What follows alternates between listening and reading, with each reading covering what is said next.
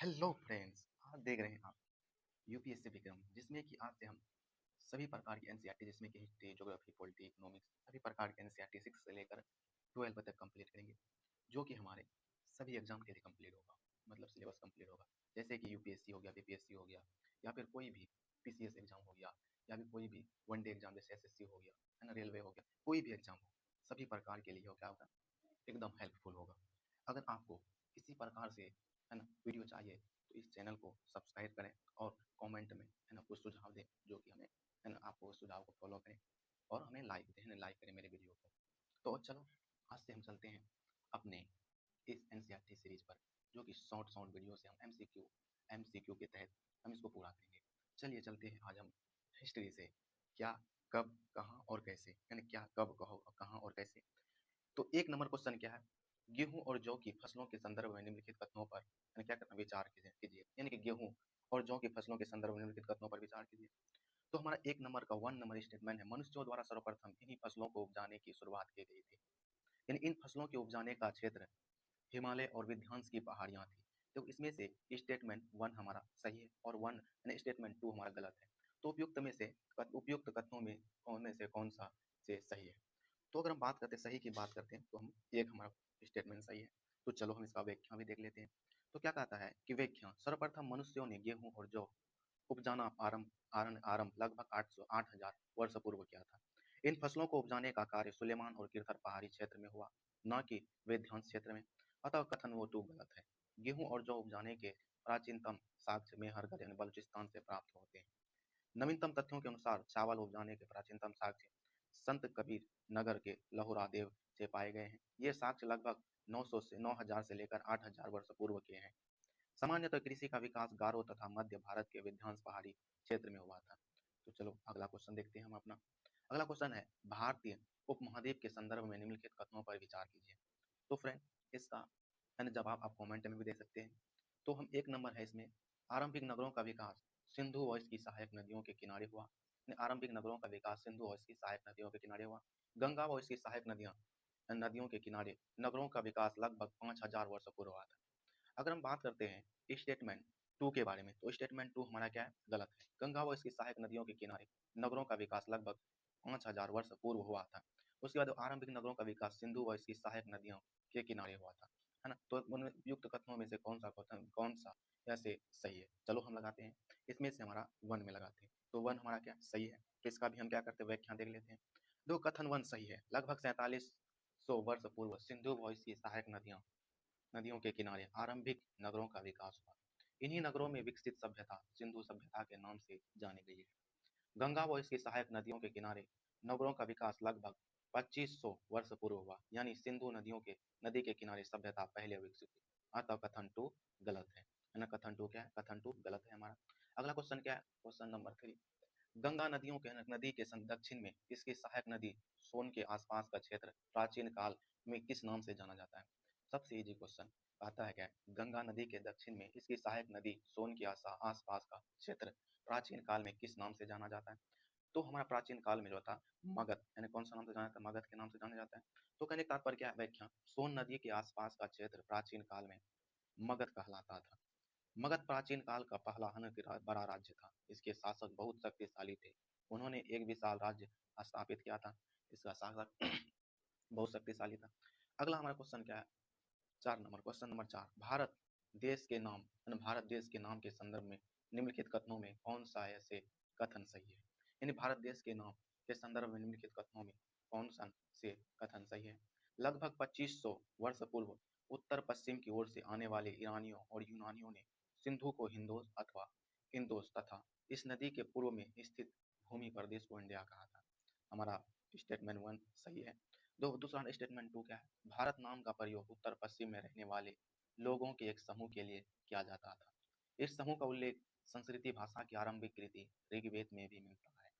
नीचे दिए गए कोड का प्रयोग करके सही उत्तर चुनिए। स्टेटमेंट 2 भी हमारा सही है। तो देखो कहने का तात्पर्य क्या है, व्याख्या क्या कहता है, उपयुक्त दोनों कथन सही है। उत्तर पश्चिम की ओर से आने वाले ईरानियों और यूनानियों ने सिंधु को हिंदोस अथवा इंदोस कहा। उन्होंने इस नदी के पूर्व में स्थित भूमि प्रदेश को इंडिया कहा। भारत नाम का प्रयोग उत्तर पश्चिम में रहने वाले लोगों के एक समूह के लिए किया जाता था। इस समूह का उल्लेख ऋग्वेद में मिलता है। ऋग्वेद की आरंभिक रीति है जो लगभग 3500 वर्ष पुरानी है। बाद में इसी भरत समूह के नाम का प्रयोग देश के लिए होने लगा था, है ना, देश के लिए होने लगा था। अगला क्वेश्चन क्या है? अगला क्वेश्चन हमारा क्वेश्चन नंबर 5 क्या कहता है? पांडुलिपियों के संदर्भ में निम्नलिखित में से कौन सा कथन सही नहीं है? पांडुलिपियों के संदर्भ में निम्नलिखित में से कौन सा कथन सही नहीं है?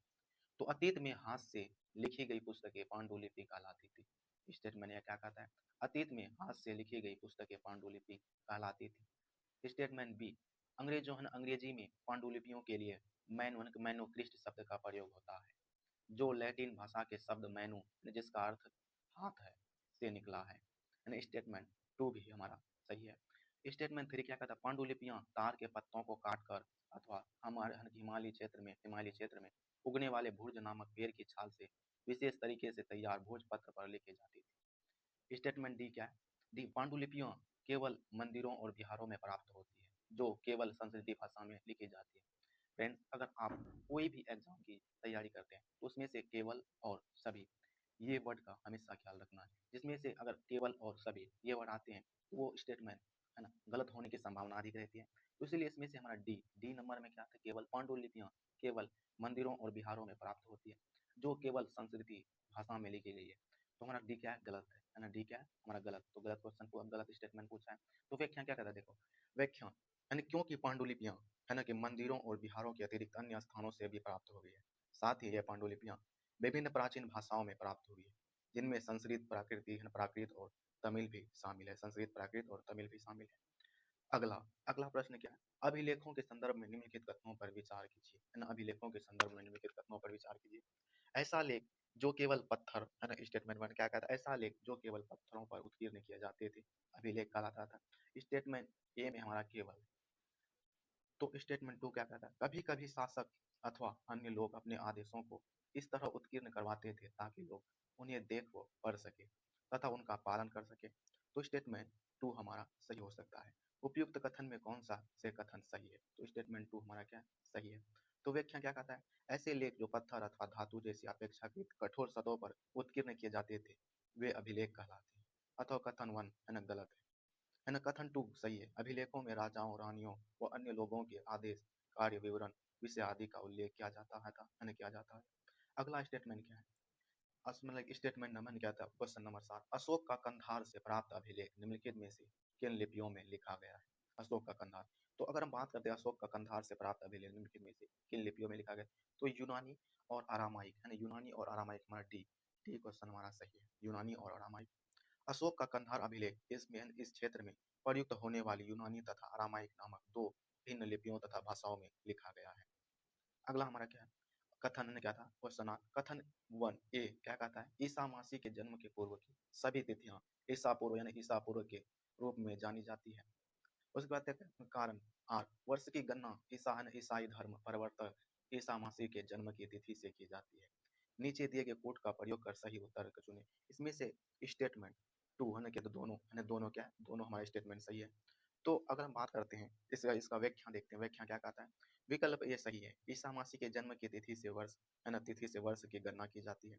ईसा पूर्व को अंग्रेजी में बिफोर क्राइस्ट यानी बीसी कहते हैं।